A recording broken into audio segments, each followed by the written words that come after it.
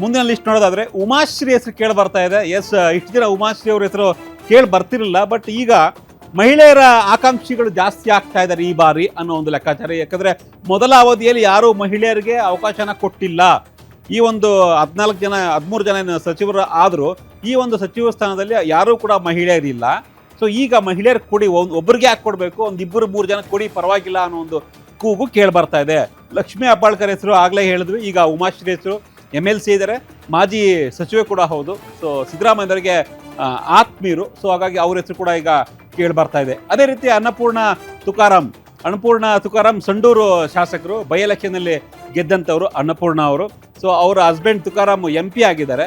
So ಈಗ ಇವರು MLA ಆಗಿದ್ದಾರೆ, ಇವ್ರ ಹೆಸರು ಕೂಡ ಕೇಳಿ ಬರ್ತಾ ಇದೆ. ಅದೇ ರೀತಿ ಖನಿಜಾ ಫಾತಿಮಾ, ಕಲಬುರಗಿ ಉತ್ತರ ವಿಧಾನಸಭಾ ಕ್ಷೇತ್ರದ ಶಾಸಕರು, ಸೆಕೆಂಡ್ ಟೈಮ್ MLA ಆಗಿರ್ತಕ್ಕಂಥದ್ದು ಖನಿಜಾ ಫಾತಿಮಾ. ಮಹಿಳೆಯರಿಗೆ ಅವಕಾಶ ಕೊಡಿ ಅನ್ನೋ ಕಾರಣಕ್ಕಾಗಿ ಈಗಾಗಲೇ ಅಲ್ಪಸಂಖ್ಯಾತ ಒಂದು ಕೋಟಾದಲ್ಲಿ UT ಖಾದರ್ ಸಚಿವರಾಗಿದ್ದಾರೆ. ಇನ್ನೊಬ್ಬರು ಸಚಿವರು ಆಗೇ ಆಗ್ತಾರೆ ಅಲ್ಪಸಂಖ್ಯಾತರ ಕೋಟಾದಲ್ಲಿ, ಅದು ಸಲೀಂ ಆಗ್ಬೋದು ಅಥವಾ ಜಮೀರ್ ಅಹ್ಮದ್ ಖಾನ್ ಆಗ್ಬೋದು, ರಿಜ್ವಾನ್ ಅರ್ಷದ್ ಆಗ್ಬೋದು. ಈ ರೀತಿಯ ಹೆಸರು ಕೇಳಿ ಬರ್ತಾ ಇದೆ. ಈಗ ಖನಿಜಾ ಫಾತಿಮಾ ಹೆಸರು ಕೂಡ ಇದೆ.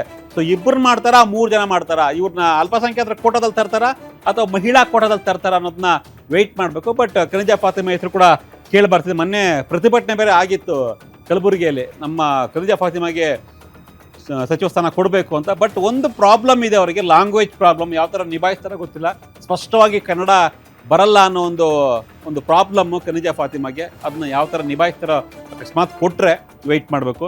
ಇನ್ನು ಮುಂದುವರೆದ ಲಿಸ್ಟ್ ನೋಡೋದಾದರೆ ಮತ್ತೆ ರಿಜ್ವಾನ್ ಅರ್ಷದ್, ಆಗಲೇ ಹೇಳ್ತಾ ಇದ್ದೆ ನಾನು, ಮುಸ್ಲಿಂ ಕೋಟಾದಲ್ಲಿ ಈಗಾಗಲೇ ಒಂದು ಸೀಟ್ ಭರ್ತಿಯಾಗಿದೆ. UT ಖಾದರ್ ಅವರು ಸಚಿವ ಸ್ಥಾನವನ್ನು ಅಲಂಕರಿಸಿದ್ದಾರೆ.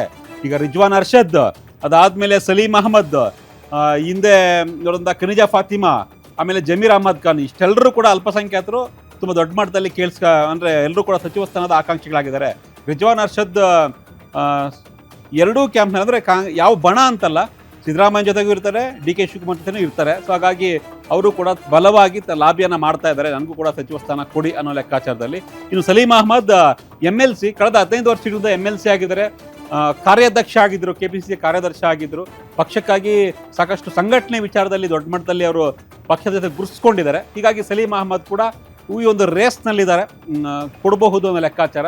ಇನ್ನು ಶರತ್ ಬಚ್ಚೇಗೌಡರು, ಹೊಸಕೋಟೆಯ ಶಾಸಕರು, so Young and energetic MLA ಕಾಂಗ್ರೆಸ್ನಲ್ಲಿ. ಹೊಸಕೋಟೆ ವಿಧಾನಸಭಾ ಕ್ಷೇತ್ರದಲ್ಲೂ ಕೂಡ ನಾವು ಕಂಪೇರ್ ಮಾಡಿದ್ರೆ ಬೇರೆ ಶಾಸಕರಿಗೆ ಈಸ್ ವೆರಿ ಅಗ್ರೆಸಿವ್ ಆ್ಯಂಡ್ ತುಂಬ ಪ್ರೋಗ್ರೆಸಿವ್ ಆಗಿ ಕೆಲಸ ಮಾಡ್ತಿರ್ತಕ್ಕಂಥ MLA ಹೊಸಕೋಟೆ ವಿಧಾನಸಭಾ ಕ್ಷೇತ್ರದಲ್ಲಿ. ಸೊ ಅವರು ಕೂಡ ಈಗಾಗಲೇ ಕಿಯೋನಿಕ್ಸ್ನ ಅಧ್ಯಕ್ಷರಾಗಿದ್ದಾರೆ. ಜೊತೆಗೆ ಮಂತ್ರಿ ಸ್ಥಾನವನ್ನು ಕೊಡಿ, ಅಂದರೆ ಯಂಗ್ ಟೀಮ್ಗೆ ಮಂತ್ರಿ ಸ್ಥಾನ ಕೊಡಬೇಕು ಅನ್ನೋ ಒಂದು ಲೆಕ್ಕಾಚಾರ ಇದೆ DK ಶಿವಕುಮಾರ್ ಅವರಿಗೆ. ಹಾಗಾಗಿ ಶರತ್ ಬಚ್ಚೇಗೌಡರಿಗೆ ಒಂದು ಅವಕಾಶ ಕೊಡಲೇಬೇಕು ಅಂತ ಬೆಂಗಳೂರು ಗ್ರಾಮಾಂತರ ಜಿಲ್ಲೆಯ ಹೊಸಕೋಟೆ ವಿಧಾನಸಭಾ ಕ್ಷೇತ್ರಕ್ಕೆ ಅತ್ಯಂತ DK ಶಿವಕುಮಾರ್ ಜೊತೆ ಅತ್ಯಂತ ಆಪ್ತರು ಕೂಡ ಅವರು. ತುಂಬ ಯಂಗ್ ಆ್ಯಂಡ್ ಎನರ್ಜೆಟಿಕ್, ಅವರ ಒಂದು ಆಲೋಚನೆಗಳು ಹೊಸ ರೀತಿಯ ಆಲೋಚನೆಗಳಿಗೆ ಒಂದು ದಾರಿಯನ್ನು ಮಾಡಿಕೊಡುತ್ತೆ, ಹೊಸ ರೀತಿಯ ಆಲೋಚನೆಗಳಿಗೆ ಅವಕಾಶ ಮಾಡಿಕೊಡ್ತಾರೆ, ಹೊಸ ರೀತಿಯ ಪ್ರಯೋಗಗಳನ್ನು ಮಾಡ್ತಾರೆ ಶರತ್ ಬಚ್ಚೇಗೌಡರು. ಅವ್ರಿಗೊಂದು ಅವಕಾಶ ಕೊಡಿ ಅನ್ನೋ ಒಂದು ಕೂಗು ಕೂಡ ಹೊಸಕೋಟೆ ಕ್ಷೇತ್ರದಲ್ಲೂ ಕೂಡ ಕೇಳಿ ಬರ್ತಾ ಇದೆ. ಸೊ ಇಂಥ ಶಾಸಕರಿಗೆ ಸಚಿವರಾಗೋದಕ್ಕೆ ಅವಕಾಶ ಕೊಡಬೇಕು ಅನ್ನೋ ಲೆಕ್ಕಾಚಾರ ಇದೆ. DK ಶಿವಕುಮಾರ್ ಅವರು ಕೂಡ ಇದಕ್ಕೆ ಓಕೆ ಅಂತ ಹೇಳಿದ್ದಾರೆ ಅನ್ನೋ ಒಂದು ಮಾಹಿತಿ ಇದೆ ಶರತ್ ಬಚ್ಚೇಗೌಡರಿಗೆ. ಹೈಕಮಾಂಡ್ ಮಟ್ಟದಲ್ಲೂ ಕೂಡ ಶರತ್ ಬಚ್ಚೇಗೌಡರ ಪರವಾಗಿ ಒಂದು ಒಲವಿದೆ. ಯಾಕಂದರೆ ರಾಹುಲ್ ಗಾಂಧಿ ಕರ್ನಾಟಕಕ್ಕೆ ಬಂದರೆ ಎಲ್ಲೇ ಒಂದು ಭಾಷಣಗಳನ್ನ ಮಾಡ್ತಾ ಇದ್ದಾರೆ, ಹಿಂದಿನೋ ಇಂಗ್ಲೀಷಲ್ಲೋ ಭಾಷಣ ಮಾಡಿದ್ರೆ ಅದನ್ನು ಕನ್ನಡಕ್ಕೆ ಅತ್ಯಂತ ಸ್ಪಷ್ಟವಾಗಿ ತಪ್ಪಿಲ್ಲದೆ ಟ್ರಾನ್ಸ್ಲೇಷನ್ ಮಾಡಿ, ಅನುವಾದ ಮಾಡಿ, ಕನ್ನಡ ವೀಕ್ಷಕರಿಗೆ, ಕನ್ನಡ ಕಾಂಗ್ರೆಸ್ ಕಾರ್ಯಕರ್ತರಿಗೆ ಹೇಳುವಂಥ ಕೆಲಸವನ್ನು ಶರತ್ ಬಚ್ಚೇಗೌಡರು ಸಾಕಷ್ಟು ಸಕ್ಸಸ್ಫುಲ್ ಆಗಿ ಮಾಡಿದ್ದಾರೆ. ಸೊ ಹಾಗಾಗಿ ಹೈಕಮಾಂಡ್ ಜೊತೆ ಡೈರೆಕ್ಟ್ ಟಚ್ ಇರುವಂತಹ ಕೆಲಸವೂ ಕೂಡ, ಅಂದರೆ ಅವ್ರಿಗೆ ಡೈರೆಕ್ಟ್ ಟಚ್ ಇದೆ ಶರತ್ ಬಚ್ಚೇಗೌಡರಿಗೆ. ನೋಡೋಣ, ಅವರು ಕೂಡ ಆಕಾಂಕ್ಷಿ ಆಗಿದ್ದಾರೆ.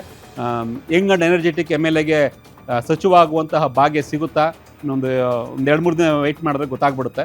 ಸೊ ಮುಂದಕ್ಕೆ ಹೋಗೋದಾದರೆ, ಮುಂದಿನ ಲಿಸ್ಟ್ ನೋಡೋದಾದರೆ ಸುಬ್ಬಾರೆಡ್ಡಿ, ಬಾಗೇಪಲ್ಲಿ ಶಾಸಕರು, ಹಿರಿಯ ಶಾಸಕರು, ಸಾಕಷ್ಟು ಬಾರಿ ಟ್ರೈ ಮಾಡ್ತಾನೆ ಇದ್ದಾರೆ. ಈ ಬಾರಿ MC ಸುಧಾಕರ್ ಅವ್ರನ್ನ ಕೈ ಬಿಟ್ಟಿದ್ದಾರೆ.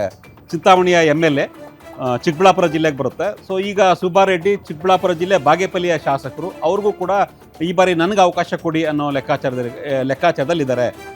ಸುಧಾಕರ್ ಅವರನ್ನು ಕೈ ಬಿಟ್ಟಿದ್ದಾರೆ. ಸೊ ನಮ್ಮ ಜಿಲ್ಲೆಯಿಂದ ನನಗೆ ಅವಕಾಶ ಕೊಡಿ ಅನ್ನೋದು ಸುಬ್ಬಾರೆಡ್ಡಿ ಅವರ ಒಂದು ಮಾತು. ಅದೇ ರೀತಿ M ಕೃಷ್ಣಪ್ಪ, ವಿಜಯನಗರ ಶಾಸಕರು, ಬೆಂಗಳೂರಿನ ವಿಜಯನಗರ ಶಾಸಕರು, ಒಕ್ಕಲಿಗ ಸಮುದಾಯದವರು. ಸೊ ಪ್ರಬಲವಾಗಿ ತಮ್ಮ ಸಚಿವ ಸ್ಥಾನ ಬೇಕು ಅಂತ ಪಟ್ಟಿಡಿದ್ದಾರೆ. ಪಕ್ಷಕ್ಕಾಗಿ ಸಾಕಷ್ಟು ದುಡ್ದಿದ್ದಾರೆ.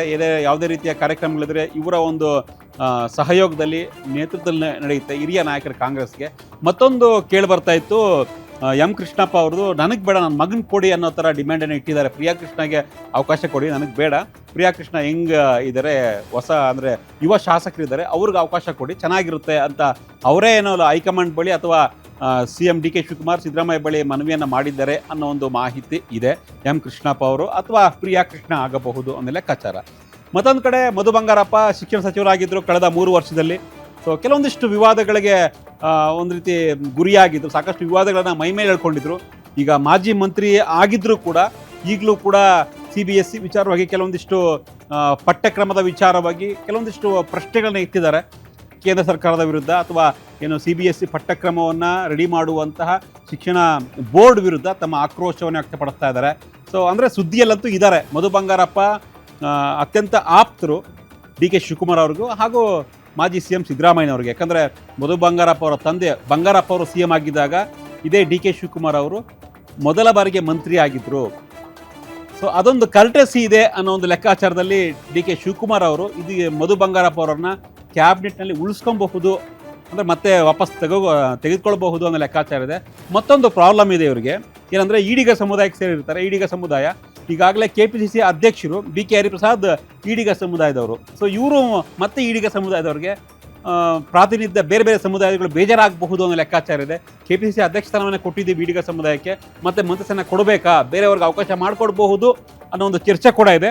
ವೆಯ್ಟ್ ಮಾಡೋಣ ಮಧು ಬಂಗಾರಪ್ಪಗೆ ಮತ್ತೆ ಚಾನ್ಸ್ ಸಿಗುತ್ತಾ ಇಲ್ವಾ ಅಂತ. ಇನ್ನು ಮುಂದಿನ ಲಿಸ್ಟ್ ನೋಡೋದಾದರೆ ಲಕ್ಷ್ಮಣ್ ಸವದಿ, BJP ಸರ್ಕಾರದಲ್ಲಿ DCM ಆಗಿದ್ದಂಥವ್ರು, ಮಾಜಿ DCM ಲಕ್ಷ್ಮಣ್ ಸವದಿ. ಕೊನೆ ಕ್ಷಣದಲ್ಲಿ 2023 ಕೊನೆ ಕ್ಷಣದಲ್ಲಿ ಇನ್ನೇನು ಟಿಕೆಟ್ ಸಿಗಲಿಲ್ಲ BJPಯಿಂದ, ಒಂದು ರೀತಿ ಚಮತ್ಕಾರ ಎನ್ನುವಂತೆ ಫ್ಲೈಟಲ್ಲಿ ಹೆಲಿಕಾಪ್ಟರ್ನಲ್ಲಿ ಸಂಚಾರ ಮಾಡಿ ಬೆಳಗಾವಿಗೆ ಹೋಗಿ DK ಶಿವಕುಮಾರ್ ಆಪರೇಷನ್ ಕಾಂಗ್ರೆಸ್ ಮಾಡಿದ್ರು. ಅಂದರೆ BJPಯಿಂದ ಕಾಂಗ್ರೆಸ್ಗೆ ಕರ್ಕೊಂಬಂದು ಟಿಕೆಟ್ ಕೊಟ್ಟು ಅಥಣಿಯಿಂದ ಗೆದ್ದರು. ಸೊ ಲಿಂಗಾಯತ್ ಸಮುದಾಯ. ಸೊ ಈಗ ಕಳೆದ 3 ವರ್ಷ ಆಗೋಯ್ತು, ನನಗೊಂದು ಅವಕಾಶ ಕೊಡಿ ಅನ್ನೋ ಲೆಕ್ಕಾಚಾರದಲ್ಲಿ ಈ ಹಿಂದೆ ಅಗ್ರಿಮೆಂಟ್ ಆಗಿತ್ತಂತೆ. ಅಂದರೆ ಅವ್ರು ಕಾಂಗ್ರೆಸ್ ಬಂದ ಮೇಲೆ ಗೆದ್ದ ಮೇಲೆ ಸರ್ಕಾರ ರಚನೆ ಆದಮೇಲೆ ನನಗೆ ಅವಕಾಶ ಕೊಡಬೇಕು ಸಚಿವ ಸ್ಥಾನ ಆಗಿ ಅಂತ. ಬಟ್ ಇದುವರೆಗೂ ಕೊಟ್ಟಿಲ್ಲ. ಬೆಳಗಾವಿಯಲ್ಲಿ ಈಗಾಗಲೇ ಸತೀಶ್ ಜಾರಕಿಹೊಳಿ ಪ್ರಭಾವಿ ಮಂತ್ರಿ ಆಗಿದ್ದಾರೆ. ಅದೇ ಭಾಗದಲ್ಲಿ ಇರ್ತಕ್ಕಂಥ ಲಕ್ಷ್ಮಣ್ ಸವದಿಗೆ ಚಾನ್ಸ್ ಸಿಗುತ್ತಾ? ಒಂದು ಕಡೆ ಲಕ್ಷ್ಮೀ ಹೆಬ್ಬಾಳ್ಕರ್, ಮತ್ತೊಂದು ಕಡೆ ಲಕ್ಷ್ಮಣ್ ಸವದಿ, 3 ಜನಕ್ಕೆ ಬೆಳಗಾವಿಯಿಂದ ಕೊಡಬೇಕಾಗುತ್ತೆ. ಆ ಒಂದು ಜಿಜ್ಞಾಸೆಯಲ್ಲಿ ಒಂದೇ ಜಿಲ್ಲೆಗೆ 3 ಜನ ಕೊಟ್ಟರೆ ಉಳಿದ ಜಿಲ್ಲೆಗಳ ಕಥೆ ಏನು ಅನ್ನೋ ಲೆಕ್ಕಾಚಾರ ಇದೆ. ಬಟ್ ಲಕ್ಷ್ಮಣ್ ಸವದಿಗೆ ಕೊಡಲೇಬೇಕಾಗುತ್ತೆ. ನೆಕ್ಸ್ಟು ಮಾಯಕೊಂಡ ಶಾಸಕ ಬಸವಂತಪ್ಪ. ಸೊ ಫಸ್ಟ್ ಟೈಮ್ ಮಂತ್ರಿ ಆದರೆ ಫಸ್ಟ್ ಟೈಮ್ ಆದಂಗೆ ಲೆಕ್ಕ, ಇವ್ರ ಹೆಸರು ಕೂಡ ಕೇಳಿ ಬರ್ತಾ ಇದೆ. ಅದೇ ರೀತಿ ಅಪ್ಪಾಜಿ ನಾಡಗೌಡ ಮುದ್ದೇಬಿಹಾಳ ಶಾಸಕರು. ಸೊ ಹಿರಿಯರಿದ್ದಾರೆ, ಇವರು ಕೂಡ ಟ್ರೈ ಮಾಡ್ತಿದ್ದಾರೆ, ನನಗೂ ಕೂಡ ಸಚಿವ ಸ್ಥಾನ ಕೊಡಿ ಅಂತ ಅಪ್ಪಾಜಿ ನಾಡಗೌಡರು ಕೂಡ ಟ್ರೈ ಮಾಡ್ತಿದ್ದಾರೆ, ಲಾಬಿಯನ್ನು ಮಾಡ್ತಾಯಿದ್ದಾರೆ. ಇಬ್ಬರು ಬಳಿ DK ಶಿವಕುಮಾರ್ ಮತ್ತು ಸಿದ್ದರಾಮಯ್ಯ ಇಬ್ಬರು ಬಳಿ ಹೋಗಿ ಸಚಿವ ಸ್ಥಾನಕ್ಕೆ ಅವಕಾಶ ಮಾಡಿಕೊಡಿ ಅನ್ನೋ ಲೆಕ್ಕಾಚಾರದಲ್ಲಿ ಒಂದು ಟ್ರೈ ಮಾಡ್ತಾ ಇದ್ದಾರೆ, ಲಾಬಿ ಮಾಡ್ತಾ ಇದ್ದಾರೆ.